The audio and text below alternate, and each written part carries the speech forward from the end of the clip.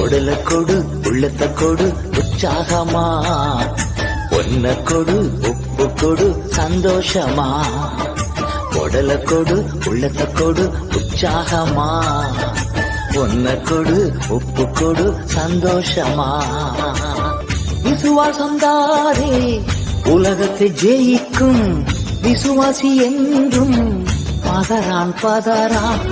விசுவாசம் தானே உலகத்தை ஜெயிக்கும், விசுவாசி என்றும் பதறான் பதறான். அறிக்கை செய்திடுவோம், எரிக்கோ பிடித்திடுவோம், செங்கடல் விலகிடும், யோர்தான் பிரிந்திடும். அறிக்கை செய்திடுவோம், எரிக்கோ பிடித்திடுவோம், செங்கடல் விலகிடும், யோர்தான் பிரிந்திடும். உடல கொடு உள்ளத்த கொடு உற்சாகமா, உன்ன கொடு உப்பு கொடு சந்தோஷமா. ஆண்டவராகிய இயேசு கிறிஸ்துவினுடைய இனிய திருப்பெயருக்கு மாட்சி உரித்தாக. இந்த நாளிலே நாம் நம்முடைய இல்லங்களிலே அமர்ந்து ஒன்றாக இணைந்து ஆண்டவரை நோக்கி பார்க்கும்படியாக அவர் நமக்கு அருள் புரிந்திருக்கின்றார். கடந்த நாட்களிலே கண்மணி போல நம்மை காத்து பல சோதனைகள் மத்தியிலே, வேதனைகள் மத்தியிலே, துன்பங்கள் மத்தியிலே, கண்ணீர் மத்தியிலே கூட நம்மை வழிநடத்தி இம்மட்டுமாக தன்னை ஆராதிக்கும்படியாக வழிபடும்படியாக புதிய கிருபைகளை ஆண்டவர் நமக்கு கொடுத்திருக்கின்றார். அவருடைய கிருபைக்காக நாம் ஆண்டவருக்கு நன்றி செலுத்திக் கொள்வோம். நம்மை கண்மணி போல் காக்கின்ற ஆண்டவர், நான் உறங்குவதும் இல்லை தூங்குவதும் இல்லை, என்னுடைய உள்ளங்கைகளிலே நான் உன்னை வரைந்திருக்கின்றேன் என்று சொல்லி நமக்கு வாக்களித்திருக்கின்ற ஆண்டவர், தாய் மறந்தாலும் தகப்பன் மறந்தாலும் நான் உன்னை மறப்பதில்லை என்று சொல்லி வாக்களித்திருக்கின்ற ஆண்டவர், நீர் செல்லும் இடமெல்லாம் நான் உன்னோடு கூட இருப்பேன் என்று சொல்லி வாக்களித்திருக்கின்ற ஆண்டவர் இம்மட்டுமாக தன்னுடைய வாக்கை நிறைவேற்றி நம் மத்தியிலே செயல் புரிந்து கொண்டு வருகின்றார், நமக்கு அருள் புரிந்து கொண்டு வருகின்றார். அவருடைய இரக்கத்திற்காக அருளுக்காக நாம் ஆண்டவருக்கு நன்றி செலுத்திக் கொள்வோம். கர்த்தர் தாமே இந்த வழிபாடு முழுவதுமாக நம் மத்தியிலே இருந்து நம்மை ஆசீர்வதிப்பாராக. இந்த நாள் கடவுள் நமக்கு அருமையாக ஆசீர்வதித்து கொடுத்திருக்கின்ற நாள். இதிலே கலிகூர்ந்து மகிழும்படியாக ஆண்டவர் இந்த நாளை நமக்கு கொடுத்திருக்கின்றார்.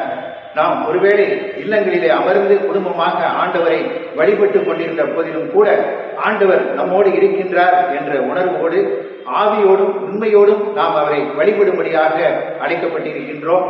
கர்த்தர் தாமே இந்த வழிபாடு முழுவதையும் நமக்காக ஆசீர்வதித்துக் கொடுப்பாராக. ஆமென். நாம் ஆண்டவரை நோக்கி இறை வேண்டலை ஏறெடுப்போம். எங்கள் நல்ல ஆண்டவரே, நீர் எங்களுக்கு கிருபையாக ஆசீர்வதித்துக் கொடுத்திருக்கின்ற இந்த ஓய்வு நாளுக்காக நன்றி செலுத்திக் கொள்கின்றோம் சுவாமி.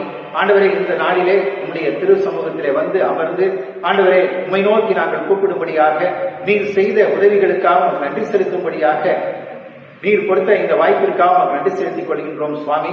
ஆண்டவரே, உங்களுடைய அருளுக்காக, ஆற்றலுக்காக, அன்பிற்காக நன்றி செலுத்திக் கொள்கின்றோம். இப்பொழுதும் இந்த ஆராதனை முழுவதுமாக எங்கள் மத்தியிலே பிரசனமாய் இருந்து ஆண்டவரே உம்முடைய பிரசனத்தை நாங்கள் உணர்ந்து கொள்ளும்படியாகவும், உம்முடைய வார்த்தையினாலே நாங்கள் ஆற்றப்படும்படியாகவும் தேற்றப்படும்படியாகவும் நீர் எங்களோடு கூட இருந்து உதவி அளித்திட வேண்டுமாய் வேண்டிக் கொள்கின்றோம். தொடர்ந்து எங்கள் மத்தியிலே பிரசன்னமாயிரும் ஆண்டவரே.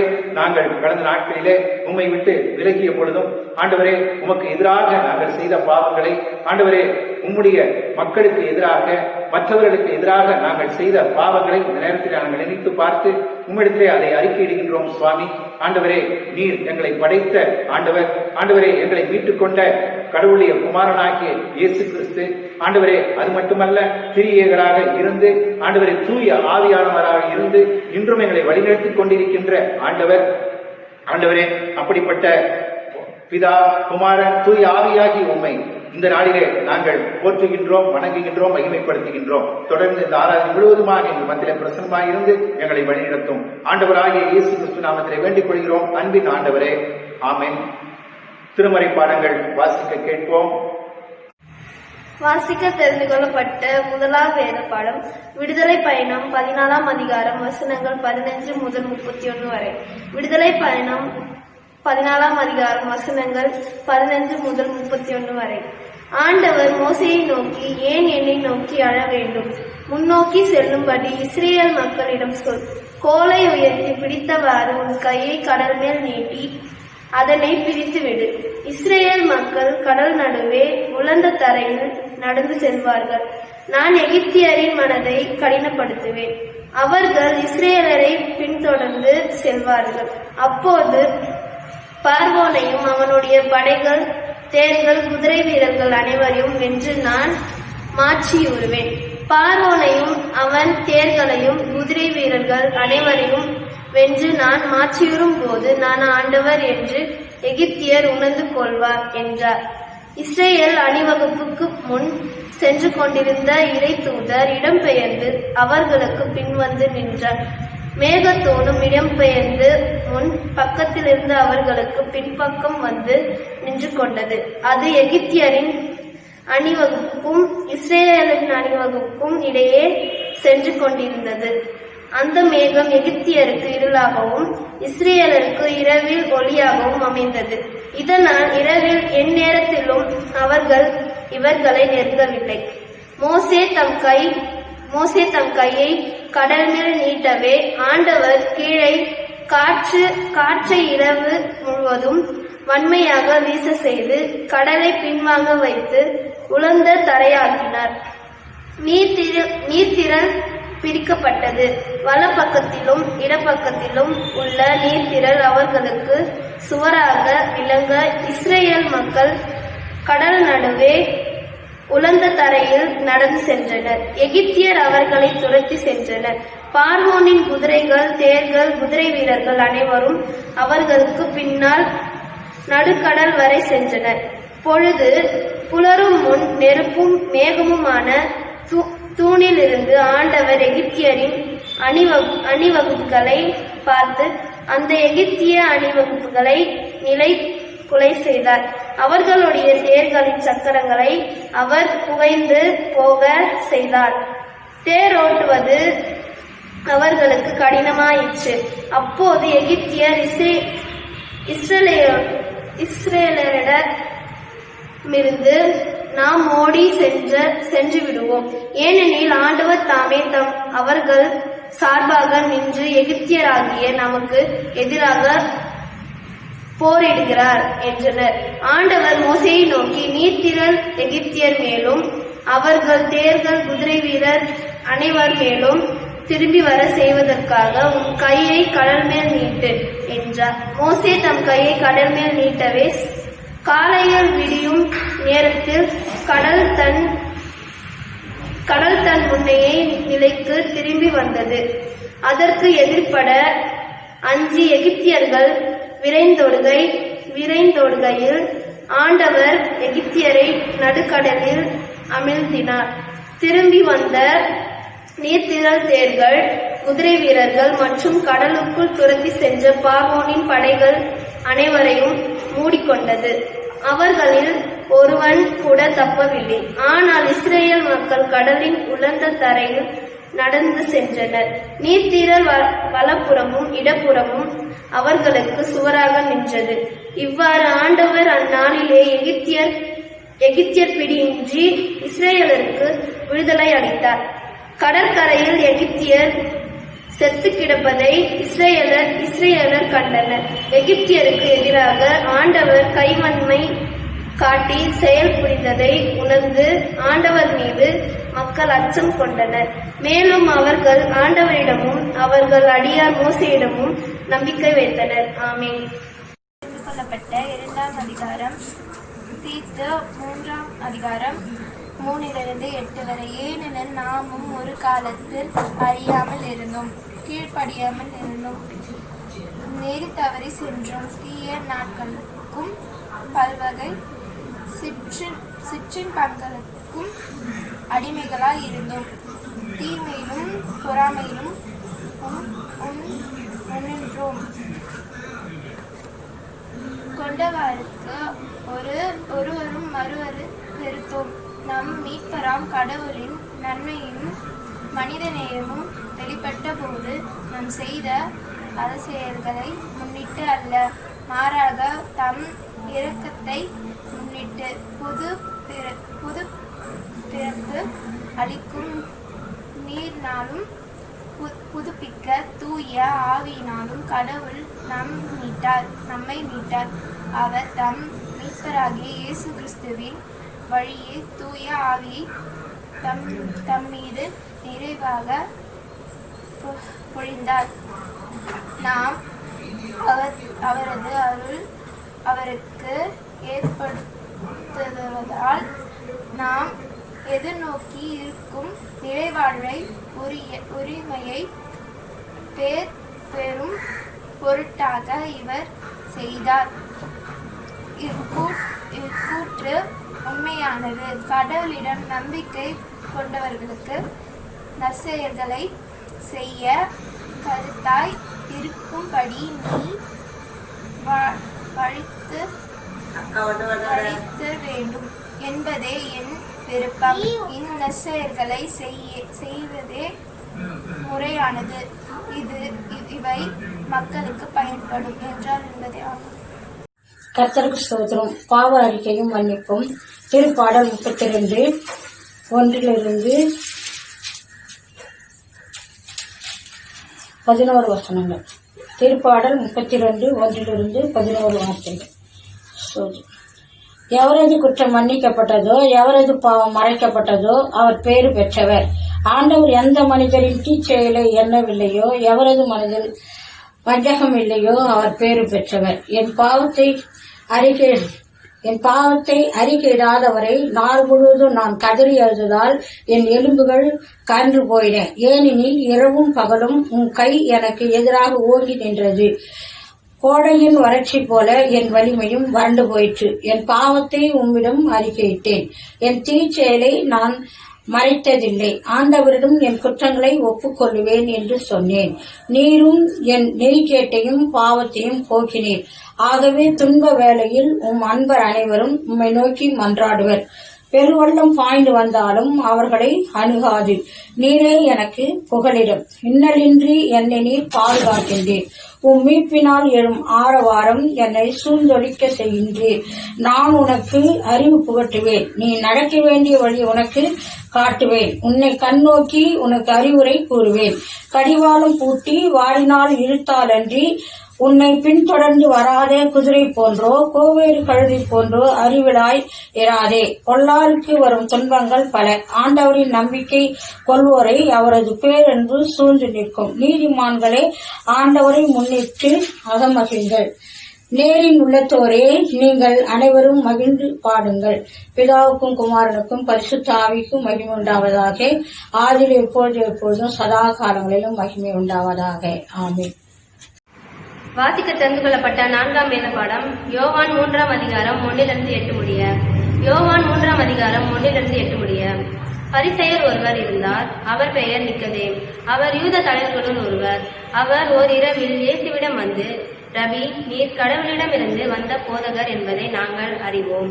கடவுள் தம்மோடு இருந்தாலன்றி நீர் செய்ய இவ்விரு அடையாளங்களையும் யாரும் செய்ய இயலாது என்றார். இயேசு அவரை பார்த்து, மறுபடியும் பிறந்தாலன்றி எவரும் இறையாட்சியை காண இயலாது என மிக உறுதியாக உமக்கு சொல்கின்றேன் என்றார். நிக்கதேம் அவரை நோக்கி, வயதான பின் ஒருவர் எப்படி பிறக்க முடியும்? அவர் மீண்டும் தாயின் வயிற்றில் புகுந்து பிறக்க முடியுமா என்று கேட்டார்.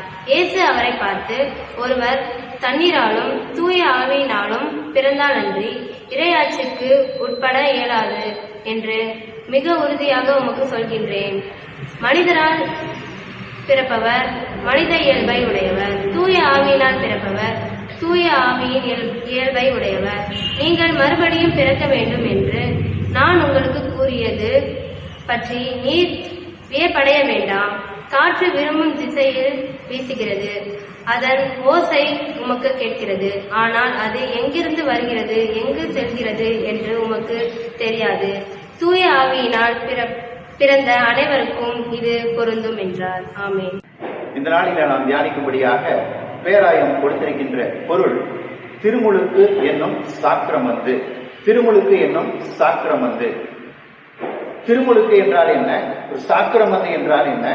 இந்த திருமுழுக்குக்கும் சாக்கிரமந்திற்கும் இருக்கின்ற தொடர்பு என்ன என்பதை குறித்து நாம் சிந்திக்கும்படியாக இந்த நாளிலே அழைக்கப்பட்டிருக்கின்றோம். சாக்கிரமந்து என்பது உள்ளான மாறுதலுக்கு ஒரு புறம்பான அடையாளம்.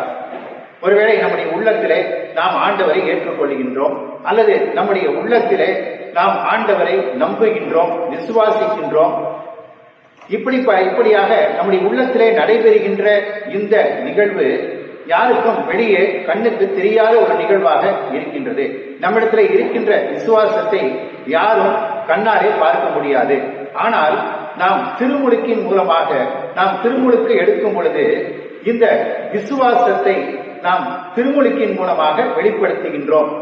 நம்ம திருமுழுக்கு எடுக்கும் பொழுது அதற்கு என்ன பொருள் என்று கேட்டால், நான் ஆண்டவரை விசுவாசிக்கின்றேன், நான் ஆண்டவரை நம்புகின்றேன், அவரை நான் ஏற்றுக்கொண்டிருக்கின்றேன், என்னுடைய கடவுளாக அவரை ஏற்றுக்கொண்டிருக்கின்றேன். இதன் அடையாளமாக தான் நான் திருமுழுக்கை எடுக்கின்றோம். அப்போ ஒருவர் திருமுழுக்கு எடுக்கும் பொழுது நாம் இவர் ஆண்டவரை விசுவாசிக்கின்றார், இவர் ஆண்டவரை நம்புகின்றார், இவர் ஆண்டவரை ஏற்றுக்கொண்டிருக்கின்றார் என்பதை நாம் வெளிப்படுத்துகின்றவர்களாக இருக்கின்றோம். ஆகவே நம்முடைய உள்ளத்திலே நாம் வைத்திருக்கின்ற இந்த விசுவாசம், ஆண்டவரை ஏற்றுக்கொண்டிருக்கின்ற இந்த செயல், இவை அனைத்தையும் இந்த திருமுழுக்கு வெளிப்படுத்துகின்றது. ஆகவேதான் இந்த திருமுழுக்கை நாம் சாக்கிரமந்து என்று சொல்லி அழைக்கின்றோம். இந்த திருமுழுக்கை குறித்து பேதுரு எழுதுகின்றார். 1 பேதுரு 3ஆம் அதிகாரம் 21ஆம் வசனம். 1 பேதுரு 3ஆம் அதிகாரம் 21ஆம் வசனம். இந்த திருமுழுக்கை குறித்து பேதுரு என்ன சொல்லுகின்றார்? அந்த தண்ணீரானது திருமுழுக்கிற்கு முன்னடையாளம். இத்திருமுழுக்கு உடலின் அழுக்கை போக்கும் செயல் அல்ல, அது குற்றமற்ற மனசாட்சி. இந்த தண்ணீரானது திருமுழுக்கு முன்னடையாளம். திருமுழுக்கு முன்னடையாளம். இத்திருமுழுக்கு இந்த திருமுழுக்கு உடலின் அழுக்கை போக்கும் செயல் அல்ல. இந்த திருமுழுக்கு நாம் தண்ணீரிலே மூழ்கி எழுந்தாலும் கூட இது உடலின் அழுக்கை போக்குகின்ற செயல் அல்ல. அது குற்றமற்ற மனசான்றுடன் கடவுளுக்கு தருகின்ற வாக்குறுதி. இது நம்முடைய உள்ளத்தை தூய்மைப்படுத்துகின்றது. இது குற்றமற்ற மனசான்றுடன் கடவுளுக்கு நாம் கொடுக்கின்ற வாக்குறுதி. என்ன வாக்குறுதி கொடுக்கின்றோம்? ஆண்டவரே, நான் உம்மை விசுவாசித்து ஏற்றுக்கொள்கின்றேன் என்ற வாக்குறுதியை இந்த திருமுழுக்கின் மூலமாக நாம் ஆண்டவருக்கு கொடுக்கின்றோம். திருமக்கள் முன்பாக இதை நாம் கொடுக்கின்றோம். திருமுழுக்கு குறித்து 3 முக்கியமான உண்மைகளை இந்த வேளையில நாம் புரிந்து கொள்ள வேண்டும். இந்த திருமுழுக்கை குறித்து முக்கியமான சத்தியங்கள் அவை என்ன என்று சொல்லி பார்த்தால், முதலாவது, திருமுழுக்கு நம்பிக்கையை வெளிப்படுத்துகின்ற செயல். ஆண்டவர் மீது நாம் வைத்திருக்கின்ற விசுவாசத்தை வெளிப்படுத்துகின்ற செயலாக திருமுழுக்கு இருக்கின்றது. இரண்டாவது, திருமுழுக்கு கடவுளோடு நாம் இணைகின்ற ஒரு செயல். கடவுளோடு நாம் திருமுழுக்கின் மூலமாக இணைந்து கொள்கின்றோம். மூன்றாவது, திருமுழுக்கு நாம் புதிதாக்கப்படுகின்ற ஒரு செயல். நாம் புதிய படைப்பாக மாற்றப்படுகின்ற ஒரு செயல், அல்லது நம்முடைய மனம் மாற்றம் பெறுகின்ற ஒரு செயல் என்று சொல்லி நாம் பார்க்கின்றோம். ஆண்டவராய் இயேசு கிறிஸ்து இதைதான் மறுபடியும் பிறத்தல் என்று சொல்லி சொல்லுகின்றார். சுருக்கமாக சொன்னால், ஒருவர் தன்னை இறையரசுக்கு தகுதிப்படுத்திக் கொள்ளுகின்ற ஒரு செயலாக திருமுழுக்கு இருக்கின்றது.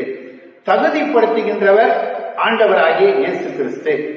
தன்னை ஒருவர் இயேசுவிடத்திலே முழுவதுமாக ஒப்படைக்கும் ஒரு அடையாளமாக இந்த திருமுழுக்கு இருக்கின்றது. தண்ணீரை கடவுள் தூய்மையாக்குகின்றார். இதிலே முழுக்கி நாம் திருமுழுக்கு எடுத்துக்கொள்ளலாம், அல்லது இதிலே தெளிக்கப்பட்டு கழுவப்பட்டு நாம் இந்த திருமுழுக்கை நாம் பெற்றுக்கொள்ளலாம்.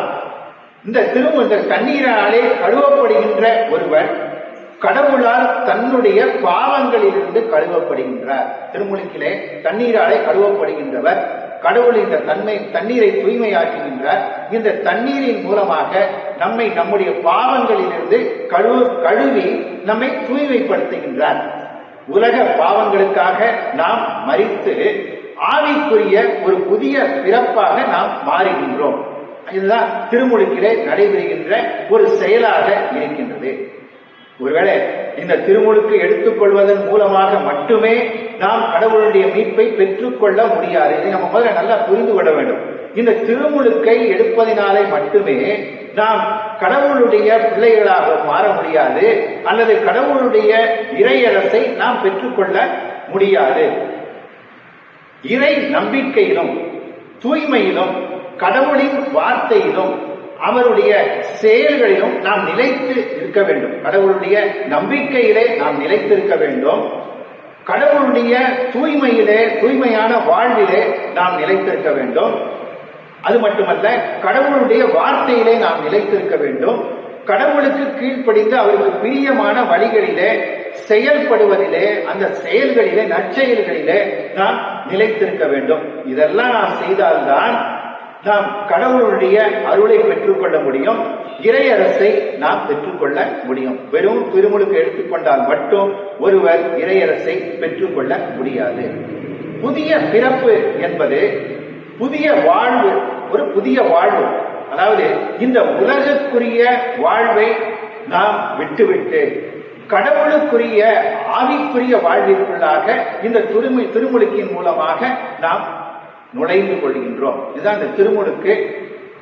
இதனால் இந்த திருமுழுக்கினாலே நம்முடைய வாழ்விலே நாம் பெற்றுக்கொள்கின்ற ஒரு மாற்றம், நாம் வெளிப்படுத்துகின்ற ஒரு மாற்றமாக இந்த திருமுழுக்கு இருக்கின்றது.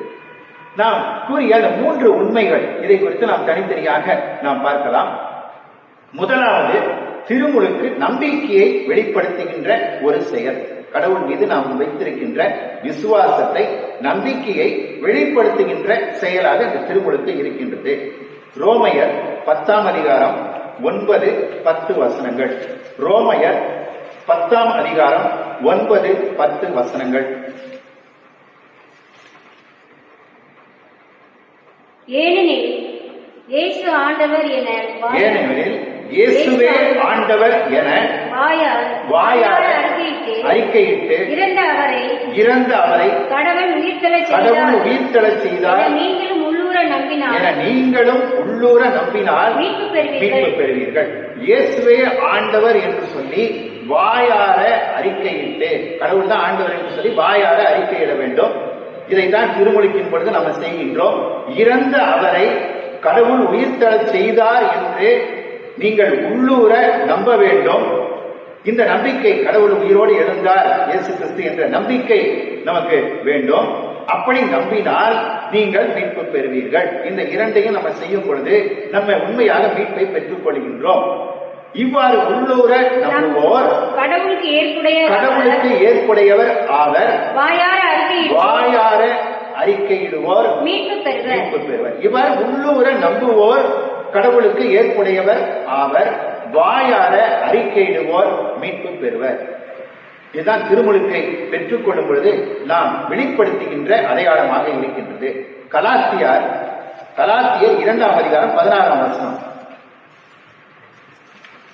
அங்க ஆண்டவர் சொல்லுகின்றார், சட்டம் சேர்ந்த செயல்களால் அல்ல. ஒருவேளை நம்முடைய திருச்சபை கொடுக்கின்ற திருச்சட்டங்கள், திருச்சபை திருமுழுக்கு எடுக்க வேண்டும் என்கின்ற ஒரு சட்டத்தை கொடுக்கின்றது, அல்லது திருமறை கொடுக்கின்ற அந்த சட்டங்கள், அதை சார்ந்த செயல்கள், திருமுழுக்கு எடுக்க வேண்டும் என்று திருமறை சொல்லுகின்றது அல்லது திரு சபை சொல்லுகின்றது என்று அந்த சட்டம் சார்ந்த செயல்களால் அல்ல. நீங்க வாசிக்குமா? கலாத்தியர் 2:16. எனினும் திருச்சட்டம் சார்ந்த செயல்களால்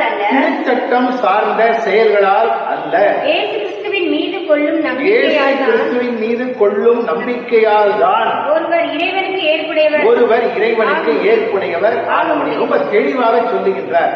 ஒருவேளை திருமுழுக்கு, திருவிருந்து, இப்படிப்பட்ட திருச்சபையினுடைய சட்டங்கள், திருமறை கொள்கின்ற சட்டங்கள், ஒழுங்குமுறைகள், இவற்றால் மட்டுமல்ல, எனினும் திருச்சட்டம் சார்ந்த செயல்களால் அல்ல, இயேசு கிறிஸ்துவின் மீது நாம் கொள்ளுகின்ற நம்பிக்கையால் தான் ஒருவர் இறைவனுக்கு ஏற்புடையவர் ஆக முடியும் என்று ரொம்ப தெளிவாக பவுல் சொல்லுகின்றார். திருமுழுக்கு என்னும் அடையாளத்தை விட இயேசு கிறிஸ்துவின் மீது நாம் கொள்ளுகின்ற நம்பிக்கை மிகவும் முக்கியமாக இருக்கின்றது. பல காரணங்களுக்காக திருச்சபையிலே திருமுழுக்கு எடுக்கின்றார்கள். இதுல நீங்க பாத்தீங்கன்னா, விசுவாசம் இல்லாம, நம்பிக்கை இல்லாமல் திருமுழுக்கு எடுக்கின்ற ஒரு நிகழ்வு என்ன என்று சொன்னால், அது திருமணத்திற்காக இந்த திருவிருந்தை எடுக்கின்றவர்கள். சில சமயம் நம்மளுக்கு சந்தேகம் வருகின்றது, இது தெளிப்பு ஞானஸ்நானமா அல்லது முழுக்கு ஞானஸ்நானமா, எது முக்கியம்? செழிப்பாக எடுக்கின்றார்கள் சின்ன குழந்தைங்க, முழுக்கு ஞானஸ்நானம் எடுக்கின்றார்கள். ஆகவே இது எது சிறந்தது? இப்படியெல்லாம் பல பிரச்சனைகள் இருக்கின்றன. பல விதங்களிலே திருமுழுக்கு இதை குறித்து பல வித்தியாசமான கருத்துக்கள் இருக்கின்றன. இதுக்குள்ள நம்ம இன்னைக்கு போக வேண்டாம். நம்ம அடிப்படை உண்மை என்ன என்று சொன்னால், உண்மை எதை எப்படி எடுத்தாலும், அது தெளிப்பா இருந்தாலும் சரி, அது முழுக்கு ஞானஸ்நானமா இருந்தாலும் சரி, உண்மையான நம்பிக்கை, உண்மையான விசுவாசம் இல்லாவிட்டால் நம்ம எப்படிப்பட்ட திருமுழுக்கை எடுத்தாலும் அந்த திருமுழுக்கினாலே பயன் இல்லை. ஒருவேளை அவர் திருமுழுக்கு எடுத்த பின்பு, ஒருத்தர் திருமுழுக்கு எடுக்கிறார், விசுவாசம் இல்லாமல் அவர் திருமுழுக்கு எடுத்துட்டார். அவர் திருமுழுக்கு எடுத்த பின்பு இயேசுவை அறிந்து கொண்டு அவரை விசுவாசிக்கலாம். அப்படி அவர் விசுவாசித்தால், இந்த திருமுழுக்கு பின்னால அவர் ஆண்டவரை ஏற்றுக்கொண்டு அவரை விசுவாசித்தால் அவரை என்ன செய்வார்? ஆண்டவரின் பிள்ளையாக கருதப்படுவார். ஆகவே ஒருவேளை திருமுழுக்கு முன்னாகவோ அல்லது திருமுழுக்கு எடுத்த பின்னாலேயோ அவர் வைத்துக் கொள்கின்ற அந்த விசுவாசத்தை அவர் இறுதி வரை, தன்னுடைய வாழ்நாளின் முடிவு வரை அந்த விசுவாசத்தில் அவர் நிலைத்திருக்க வேண்டும். ஒருவேளை திருமுழுக்கு முன்னால் அவர் விசுவாசிக்கலாம், அதற்கப்புறம் அந்த விசுவாசத்தை நடுவ விட்டு விடலாம். அவரும் இறையரசை பெற்றுக் கொள்ள முடியாது, மீட்படைய முடியாது. இதற்கு முன்னாலே, திருமுழுக்கு முன்னாலேயும் சரி, திருமுழுக்கு பின்னாலேயும் சரி, தன்னுடைய வாழ்நாளின் இறுதி வரை அந்த விசுவாசத்திலே அவர் என்ன செய்ய வேண்டும்? நிலைத்திருக்க வேண்டும். அப்படி அவர் நிலைத்திருந்தால் மட்டுமே அவர் என்ன செய்ய முடியும்? ஆண்டவர் அளிக்கின்ற அந்த மீட்பை பெற்றுக்கொள்ள வேண்டும். விசுவாசம், உறுதியான விசுவாசம், நிலையான நம்பிக்கை, இந்த ரெண்டு தான் நம்மை மீட்டு வழிநடத்துகிறதாக இருக்கின்றது. ஆகவே திருமுழுக்கு இந்த நம்பிக்கையை வெளிப்படுத்துகின்ற ஒரு செயல். இரண்டாவது, திருமுழுக்கு கடவுளுடன் இணைகின்ற ஒரு செயல். நாம் இந்த திருமுழுக்கின் மூலமாக கடவுளோடு இணைகின்றோம். இதுவரைக்கும் நம்ம கடவுளை பற்றி அறிந்திருக்கவில்லை. விசுவாசத்தை அறிக்கையிட்டு நம்ம கடவுளோடு இணைந்து கொள்கின்றோம். எப்படிப்பட்ட உறவிலே நாம் இணைந்து கொள்கின்றோம் என்று சொன்னால், கடவுளுடைய பிள்ளை அப்படின்ற அந்த உறவு, ஒரு தந்தையும் மகனுமாகிய ஒரு உறவு, அப்படிப்பட்ட ஒரு உறவிலே நாம் கடவுளோடு இந்த திருமுழுக்கின் மூலமாக நாம் இணைந்து கொள்ளுகின்றோம். 2 கொரிந்தியர் 5ஆம் அதிகாரம் 17ஆம் வசனம். 2 கொரிந்தியர் 5ஆம் அதிகாரம் 17ஆம் வசனம்.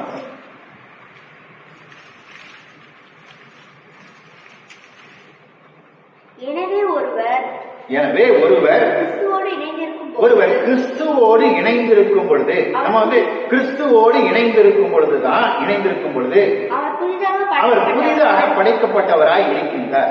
ஆக இந்த 3, ஒண்ணு கடவுளை விசுவாசிக்க வேண்டும், நம் விசுவாசத்தினுடைய செயல்.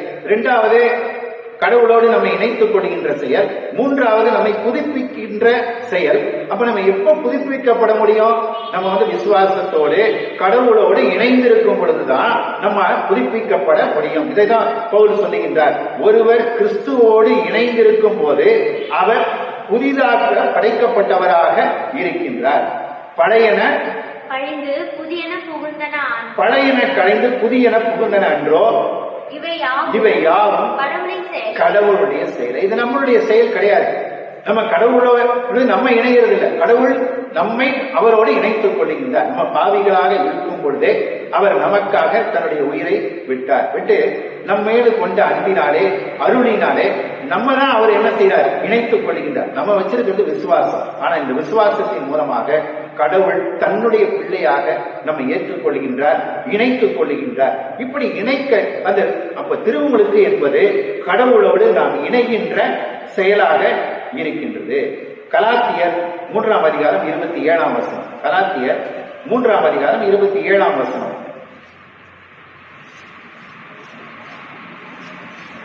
இங்க நாம் எதற்காக திருமுழுக்கு பெறுகின்றோம் என்பதை பவுல் சொல்லுகின்றார். எதற்காக திருமுழுக்கு பெறுகின்றோம்?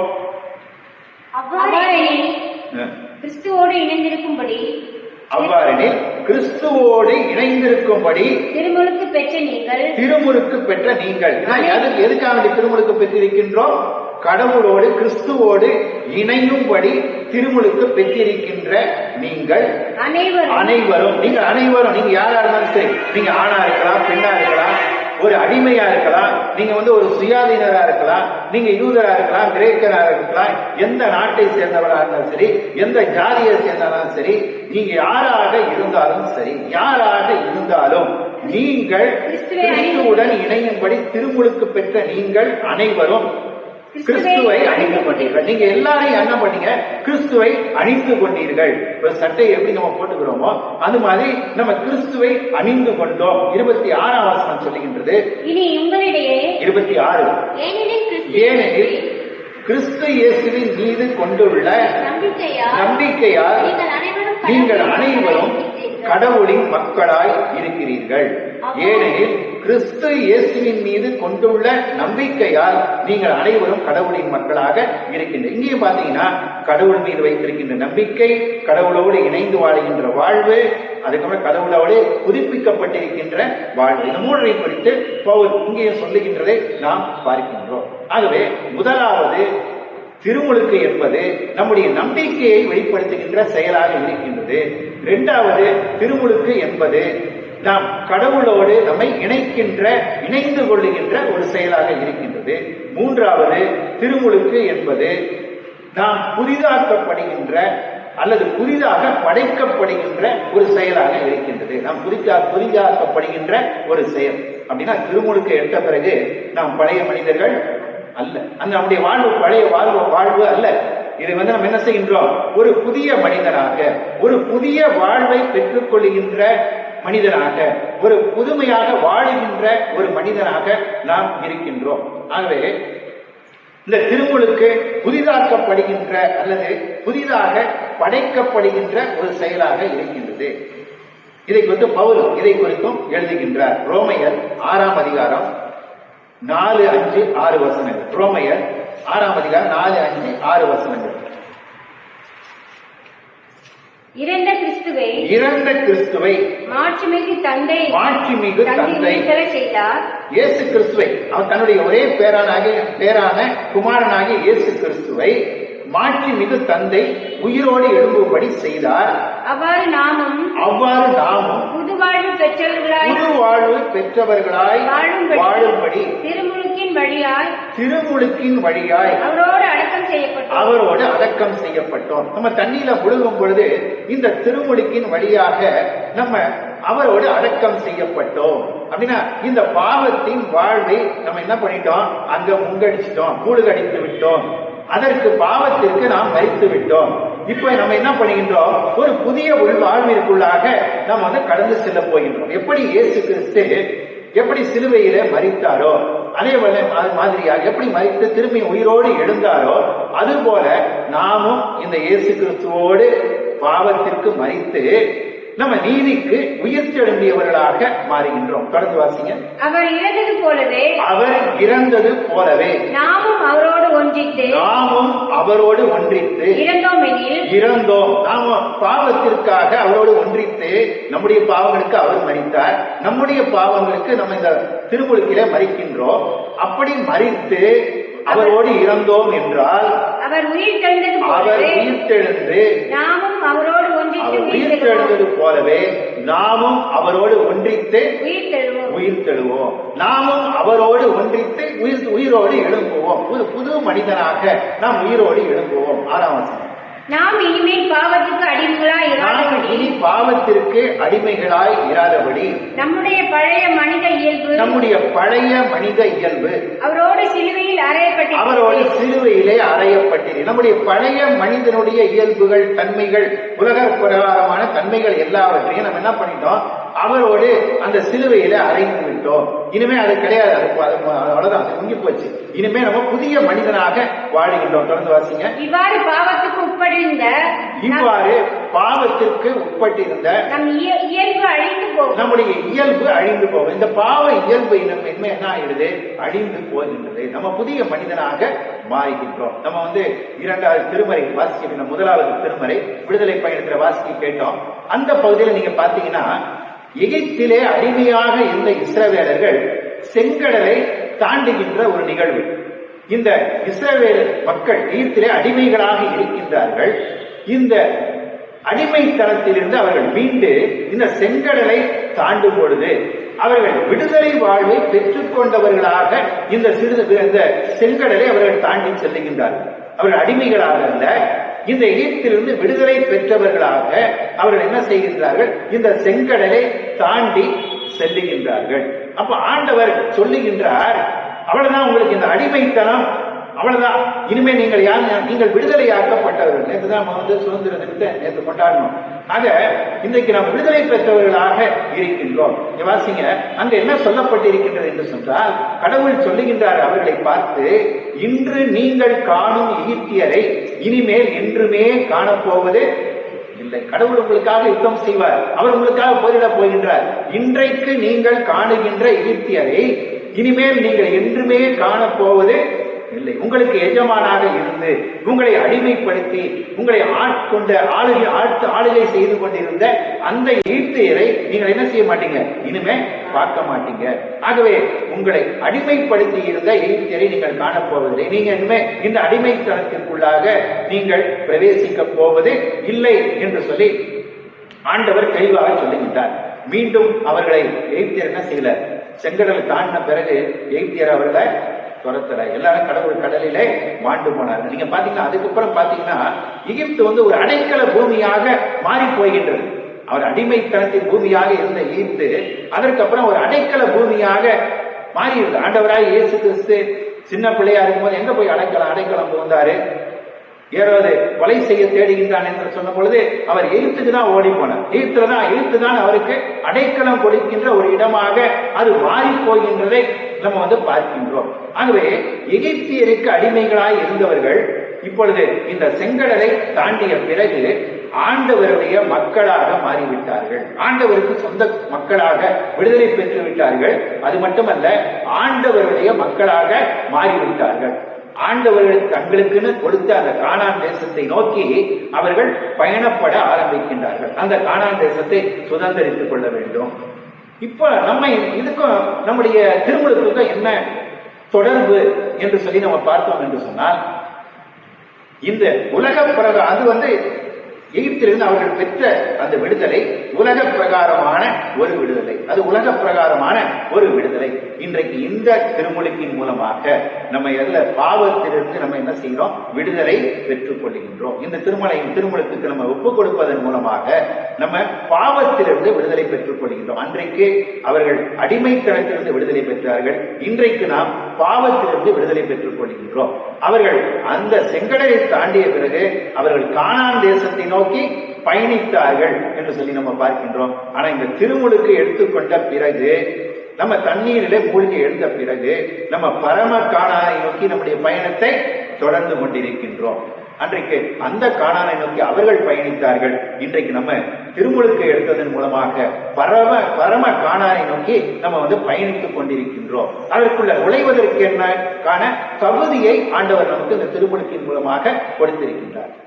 சரி, நம்பிக்கை இதெல்லாம் பத்தி பேசுறீங்களே, குழந்தை திருமுழுக்கை குறித்து நம்ம நிறைய பார்க்கணும். குழந்தைகள் திருமுழுக்கு எப்படி நடக்கின்றது?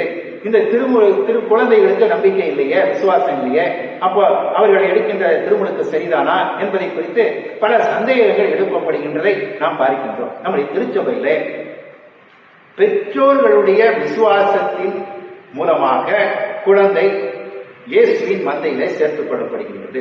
பெற்றோர்களுடைய விசுவாசத்தின் மூலமாக இந்த குழந்தை இயேசுவினுடைய மந்தையிலே சேர்த்துக் கொள்ளப்படுகின்றது. இது முழுமையானது அல்ல, இது பூரணமானது அல்ல, இது முழுமையானது அல்ல. இந்த குழந்தை வளர்ந்து இந்த குழந்தை பெரியவர் ஆன பொழுது தானே இந்த குழந்தையை இயேசுவை குறித்து அறிந்து கொண்டு தானே இந்த இயேசு கிறிஸ்துவை அந்த குழந்தை விசுவாசித்து தன்னுடைய மீட்பராக அவரை ஏற்றுக்கொள்ளும் பொழுது அங்க என்ன செய்யப்படுது? திடப்படுத்துதல் கொடுக்கப்படுகின்றது. திடப்படுத்துதலின் மூலமா, திடப்படுத்துதல் பேராயர் கையை வச்சு தலையில கையை வச்சு திடப்படுத்துதல் கொடுக்கின்றார். இந்த திடப்படுத்துதலின் மூலமாக நம்முடைய தனிப்பட்ட விசுவாசத்தை, சொந்த விசுவாசத்தை அந்த நேரத்தில் அறிக்கையிட்டு நம்ம திருச்சபையினுடைய முழுமையான அங்கத்தினராக மாறுகின்றோம். அது வரைக்கும் நம்ம முழுமையான அங்கத்தினர் இல்லை, நம்முடைய விசுவாசத்தை அறிக்கையிட்டு நம்ம முழுமையான அங்கத்தினர் ஆகும். திருமுழுக்க எல்லாம் எடுத்தவங்க எல்லாம் சரியாக விசுவாசித்து திருமுழுக்கு எடுத்தவர்களும் அந்த அது பெரியவர்களாக இருந்தாலும் சரி, முழுக்கு ஞான ஸ்நானமாக இருந்தாலும் சரி, பல காரணங்களுக்காக திருமுழுக்கு எடுக்கின்றார்கள் என்று சொல்லி நம்ம பார்த்தோம்.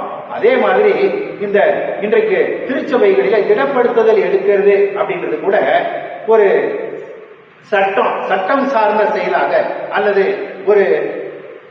ஒரு சம்பிரதாயம் அப்படியாக அது மாறி போனதை நம்ம வந்து பார்க்கணும். 10ஆம் கிளாஸ் படிச்சுட்டா என் பிள்ளை உடனே என்ன பண்ணணும், ஆலயத்தில் திடப்படுத்த பேராயர் வருகின்றார், திடப்படுத்துதல் கொடுக்கின்றார்கள். அதனால நம்ம என்ன பண்ணலாம், இந்த பிள்ளைய நீ போய் திடப்படுத்தல் எடுத்துக்கோ அப்படின்னு சொல்லி திடப்படுத்தல் வகுப்பு எடுக்கிறாங்க.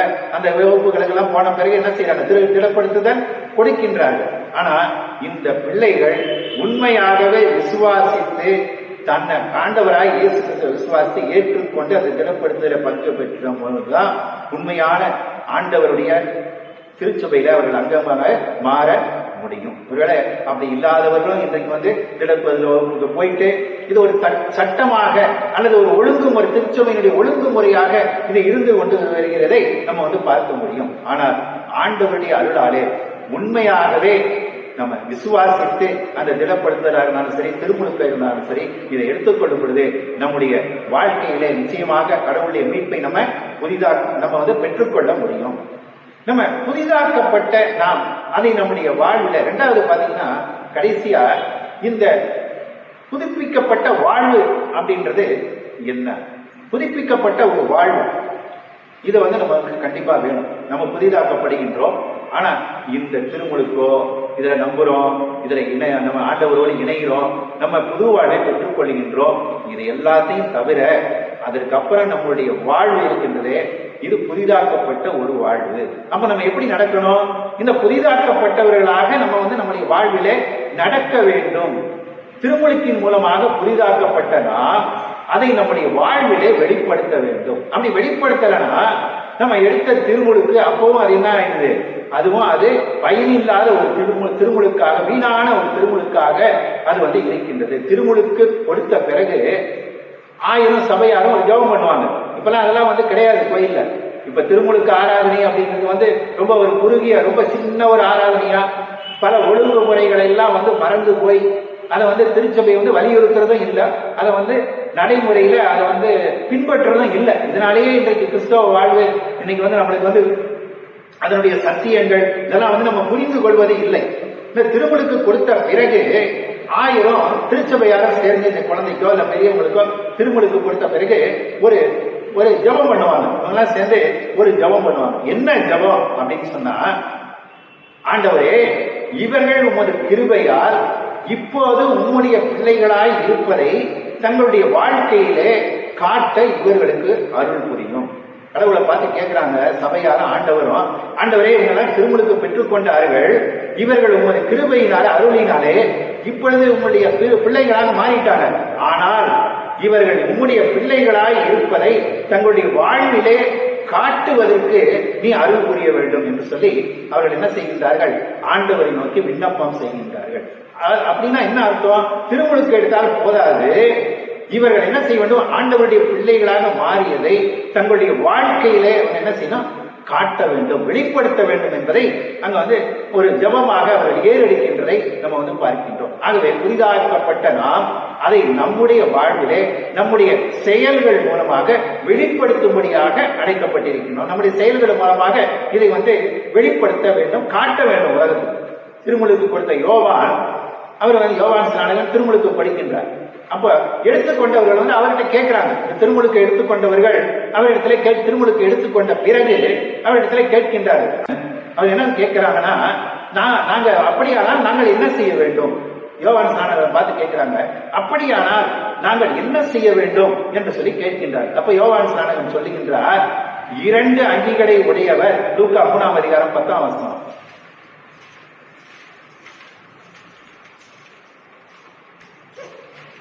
லூக்கா 3:10.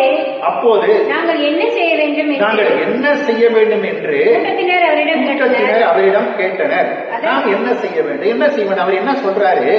2 அங்கிகளை உடையவர் இல்லாதவருக்கு பகிர்ந்து கொள்ள வேண்டும். உணவை உடையவரும் அவ்வாறே 2 அங்கிகளை வச்சிருக்கிறவர் பகிர்ந்து கொள்ள வேண்டும். உணவை உடையவரும் அவ்வாறே செய்ய வேண்டும். வரி வாங்குவோர் என்ன செய்ய வேண்டும்? குறிப்பிட்ட தொகைக்கு அதிகமாக வாங்கக்கூடாது. எவரையும் அச்சுறுத்தி நீங்கள் பணத்தை பறிக்க கூடாது. யாரையும் பயமுறுத்தி பணத்தை நீங்கள் பறித்துக் கொள்ளக்கூடாது. யார் மீதும் பொய் குற்றம் சுமத்தக்கூடாது. அது மட்டுமல்ல, உங்கள் ஊதியம் போதும் என்று, நாம் வாங்குற சம்பளம் நமக்கு கொடுக்கின்ற கடவுள் கொடுக்கின்ற அந்த ஊதியம் போதும் என்று இருங்கள். யார் மீதும் பொய் குற்றம் சுமத்தாதீர்கள், உங்கள் ஊதியமே போதும் என்று இருங்கள். அப்படின்னா திருமுழுக்கு எடுத்தால் மட்டும் போதாது. திருமுழுக்கு எடுத்தால் மட்டும் போதாது. நல்ல கனிகளை கொடுக்கின்றவர்களாக நாம் இந்த உலகத்துல வாழ வேண்டும். நல்ல கனிகளை கொடுக்கின்றவர்களாக இந்த உலகத்திலே வாழ வேண்டும். அதனாலதான் அவர் சொல்லுகின்றார், யோவான் சொன்னாங்க, நற்கனி தராத மரங்கள் எல்லாம் வெட்டுண்டு அக்கினியிலே, நல்ல கனிகளை கொடாத மரங்கள் எல்லாம் வெட்டுண்டு அக்கினியிலே போடப்படும். நீங்க என்னதான் திருமுழுக்கு எடுத்தாலும் என்னதான் செய்தாலும் நீங்கள் உங்களுடைய வாழ்விலே நல்ல கனிகளை கொடுக்கல அப்படின்னு சொன்னா நீங்க என்ன செய்வீங்க? வெட்டுண்டு நெருப்பிலே தீயிலே போடப்படுவீர்கள் என்று சொல்லி ரொம்ப தெளிவாக அவர் சொல்லுகின்றார். நாம் ஒன்றை தெளிவாக புரிந்து கொள்ள வேண்டும். திருமுழுக்கு விசுவாசத்தின் அடிப்படையில மட்டும்தான் என்ன செய்யப்படுகின்றது? பூரணப்படுகின்றது. விசுவாசம் இந்த திருமுழுக்கு ஒன்றுமே இல்லை. அப்ப விசுவாசம் வேண்டும். அதனாலதான் விசுவாசத்தினாலதான் அது முழுமை அடைகின்றது. அது மட்டுமல்ல, நல்ல கிரியைகளை, கடவுளுக்கு பிரியமான செயல்களை நம்முடைய வாழ்வில நாம் செய்யாவிட்டால் இந்த திருமுழுக்கினாலே எந்த பயனும் இல்லை. நல்ல கனி தரணும் அப்படின்னா என்ன செய்யணும்? நல்ல கனி நம்ம வாழ்க்கையில கொடுக்கணும்னா என்ன செய்யணும்? இயேசு கிறிஸ்து சொல்லுகின்றார். இயேசு கிறிஸ்து தெளிவாக சொல்லுகின்றார். யோவான் 15ஆம் அதிகாரம் 4ஆம் வசனத்துல இயேசு கிறிஸ்து சொல்லுகின்றார், எப்படி நம்ம நல்ல கனிகளை கொடுக்கணும்னா, கனி கொடுக்கணும்னா நம்ம என்ன செய்ய வேண்டும் என்று சொல்லி அவர் சொல்லுகின்றார். நான் உங்களோடு இணைந்து இருப்பது போல நீங்களும் என்னோடு இணைந்து இருங்கள். கொடி திராட்சை செடியோடு இணைந்து இருந்தால் அன்றி தானாக ஒரு கனி கொடுக்கணும்னா, பூக்கணும், காய்க்கணும் அப்படின்னா கனி கொடுக்கணும்னா அது என்ன செய்யணும்? அந்த கிளை அந்த கொடியோடு இணைந்து இருக்கணும். ஒருவேளை வெட்டிட்டாங்கன்னா, கிளையை வெட்டிட்டா அது என்ன ஆகும்? காஞ்சி போயிடும், அது உலர்ந்து போய்விடும். அப்படியே வெட்டினதெல்லாம் என்ன பண்ணிடுவாங்க? அந்த வெட்டி உலர்ந்து போனதெல்லாம் எடுத்து எல்லாம் ஒன்னா சேர்த்து அடுப்புல போட்டு எரிச்சிருவாங்க. அதுதான் அவர் சொல்லுகின்றார். தொடர்ந்து வாசிங்க. அதுபோல நீங்களும் என்னோடு இணைந்திருந்தால் அன்றி கனிதர இயலாது, தானாக கனிதர இயலாது. அது காய்ந்து உயிரற்றதாக, காய்ந்து போய் அது உயிரற்றதா ஆயிடும். அதற்கு அப்புறம் அதை எடுத்துட்டு போய் 6ஆம் வசனம், திராட்சை செடி, நீங்கள் அதன் கொடிகள். ஒருவர் என்னுடனும் நான் அவருடனும் இணைந்திருந்தால் அவர் மிகுந்த கனி தருவார். என்னை விட்டு பிரிந்து உங்களால் எதுவும் செய்ய இயலாது. என்னோடு இணைந்து இராதவர் கொடியைப் போல தரித்து எரியப்பட்டு உலர்ந்து போவார். அக்கொடிகள் கூட்டி சேர்க்கப்பட்டு நெருப்பிலே இட்டு எரிக்கப்படும். எல்லாத்தையும் சேர்த்து நெருப்புல போட்டு எரிச்சிருவாங்க. இதுதான் நடக்கும். அப்ப நம்ம என்ன பண்ணணும்? கடவுளோடு கனி கொடுக்க வேண்டும் என்று சொன்னால், நம்முடைய வாழ்வில நல்ல கனிகளை கொடுக்க வேண்டும் என்று சொன்னால் நம்ம கடவுளோடு இணைந்திருக்க வேண்டும். எப்போதுமே கடவுளோடு இணைந்திருந்தால் மட்டுமே நம்ம நல்ல கனிகளை கொடுக்க முடியும். திருமுழுக்கினுடைய மாட்சியை நம்ம உணர்ந்து கொள்ள வேண்டும். திருமுழுக்கினுடைய மாட்சியை நாம் உணர்ந்து கொள்ள வேண்டும். இயேசுவின் மீது நம்பிக்கை, உலக நம்பிக்கை வேணும். இந்த உலகத்துல நம்ம நல்ல கனிகளை கொடுக்க வேண்டும். நம்ம இதெல்லாம் செய்யும் பொழுது இந்த ரெண்டும் செய்யலைன்னா இந்த திருமுழுக்காக நம்மளுக்கு ஒரு பயணம் இல்லை என்று சொல்லி நம்ம பார்த்தோம். அப்ப உண்மையான மனமாற்றம் நம்முடைய உள்ளத்திலே இல்லை என்று சொன்னால் திருமுழுக்கினாலே பயன் இல்லை. அதனால்தான் நீங்க திருப்பணிகள் 2ஆம் அதிகாரம், திருத்தூதர் திருப்பணிகள், அதுல 2ஆம் அதிகாரம் 38ஆம் வசனம், அப்போஸ்தலர் 2ஆம் அதிகாரம் 38ஆம் வசனத்துல, அதற்கு பேதுரு அவர்களிடம், நாங்கள் என்ன செய்வோம்? நாங்க பேதுருகிட்ட கேட்கிறாங்க. அவங்கதான் நீங்கள் என்ன செய்ய வேண்டும் அப்படின்னு அதே கேள்வி கேட்கிறாங்க. அப்பொழுது பேதுரு என்ன சொல்லுகின்றார் என்று சொன்னால், நீங்கள் மனம் மாறுங்கள், உங்கள் பாவங்களில் இருந்து நீங்கள் மன்னிப்பு பெறுவதற்காக ஒவ்வொருவரும் இயேசு கிறிஸ்துவின் பெயராலே திருமுழுக்கு பெறுங்கள். நீங்க மனம் மாறணும். அப்புறம் பாவத்திலிருந்து மன்னிக்கப்படுவதற்காக நீங்கள் ஒவ்வொருவரும் என்ன செய்யணும்? ஆண்டவருடைய திருப்பெயரினாலே நீங்கள் திருமுழுக்கு பெற்றுக்கொள்ள வேண்டும். அப்பொழுது நீங்கள் தூய ஆவியை கொடையாக பெறுவீர்கள். யோவான் இதைத்தான் சொன்னார். யோவான் ஸ்நானம் இதான் சொன்னார், மனம் மாறுங்கள், நீங்க மனம் மாறுங்கள், திருமுழுக்கு எடுத்துக்கொள்ளுங்கள், ஞானஸ்நானம் எடுத்துக்கொள்ளுங்கள் என்று சொன்னாரு. இயேசு கிறிஸ்துவும் என்ன சொன்னார் தன்னுடைய பிரசங்கத்தின் ஆரம்பத்துல? நீங்கள் மனம் மாறுங்கள், நற்செய்தியை நீங்கள் நம்புங்கள் என்று சொல்லி அவரும் சொல்லுகின்றார். ஆக மனம் மாற்றம் என்பது ஒரு முக்கியமான காரியம். நம்ம நல்லா புரிஞ்சுக்கணும். திருமுழுக்கு என்பது முடிவு அல்ல. திருமுழுக்கு என்பது மீட்பிற்கான முடிவு அல்ல. இந்த திருமுழுக்கு என்பது நாம் மீட்பை பெற்றுக் கொள்வதற்கான ஆரம்பம். மீட்பை பெற்றுக் கொள்வதான ஆரம்பம். நம்ம நம்பிக்கையோடு இந்த திருமுழுக்கு எடுக்கணும். திருமுழுக்கு எடுக்கும் பொழுது இந்த நம்பிக்கை வேண்டும். இரண்டாவது, திருமுழுக்குல நம்ம கடவுளோடு இணைகின்றோம். இந்த திருமுழுக்குல கடவுளினாலே நம்ம புதுப்பிக்கப்படுகின்றோம். புதிய வாழ்வு உள்ளவர்களாக, புதிய மனுஷனாக மாறுகின்றோம். அப்ப இந்த மனுஷனுக்குரிய புதிய மனுஷனுக்கு எப்படி நடந்து கொள்வாரோ நம்ம வாழ்வையும் நம்ம என்ன செய்யணும்? புதுப்பித்துக் கொள்ள வேண்டும். இந்த வாழ்வை கடவுளுக்கு, இந்த உலக பிரகாரமான வாழ்வை விட்டுவிட்டு கடவுளுக்கு பிரியமான வாழ்வை நம்ம வாழணும். நல்ல காரியங்களை இந்த உலகத்தில் நம்ம செய்யணும். அப்படி செய்யணும்னா நம்ம கடவுளோடு எப்பொழுதும் இணைந்திருக்க வேண்டும். எப்பொழுதும் நம்முடைய விசுவாசத்துல நிலைத்திருக்க வேண்டும். அப்படி இருந்தால்தான் இந்த திருமுழுக்கினாலே நம்ம நிச்சயமாக மீட்பை நம்ம பெற்றுக்கொள்ள முடியும். நம்ம மனம் மாறுவோம், நம்பிக்கை உள்ளவர்களாக வாழுவோம், நல்ல செயல்களை இந்த உலகத்திலே செய்வோம். அப்படியாக நாம் வாழும்படியாக கர்த்தர் தாமே இந்த நாளை நமக்கு ஆசீர்வதிப்பாராக. உண்மையாகவே இந்த திருமுழுக்கினுடைய அந்த பொருளை நாம் உணர்ந்து கொண்டு அதன்படி இந்த உலகத்திலே நாம் வாழும் பொழுது இந்த திருமுழுக்கினாலே நாம் ஆண்டவருடைய ஆசீர்வாதத்தையும், ஆண்டவர் அருளுகின்ற விடுதலையும் மீட்பையும் நிச்சயமாக பெற்றுக்கொள்ள முடியும். கர்த்தர் தாமே இந்த வசனங்களை ஆசீர்வதிப்பாராக. ஆமென்.